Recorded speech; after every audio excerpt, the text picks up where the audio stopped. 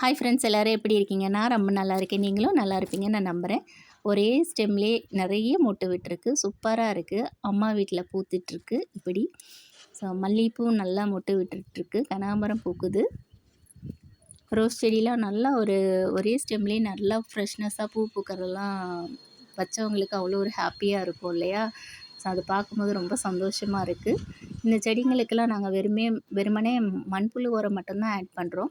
இந்த ரோஜா செடிங்களுக்கு என்ன உரம் போட்டால் இன்னும் நல்லா வரும் அப்படின்றத கண்டிப்பாக எனக்கு கமெண்ட் பண்ணுங்கள். ஒரு ஈவினிங் போல் பார்த்திங்கன்னா கேசவோட கிரவுண்டுக்கு போயிருந்தோம். ஸோ கேசவுக்கு வந்து சம்மர் சீசனில் வந்து கேலோ இண்டியாவில் வந்து டிஷர்ட்ஸ்லாம் வியர் பண்ணுறதுக்கு கொடுத்துருந்தாங்க. ஸோ அதை வாங்கிறதுக்காக ஈவினிங் டைமில் போயிருந்தோம். ஸோ ஈவினிங் டைமில் அந்த இடம் கொஞ்சம் நல்ல ஒரு ப்ளசண்ட்டான ப்ளேஸாக இருந்துச்சு. சூப்பராக இருந்துச்சு.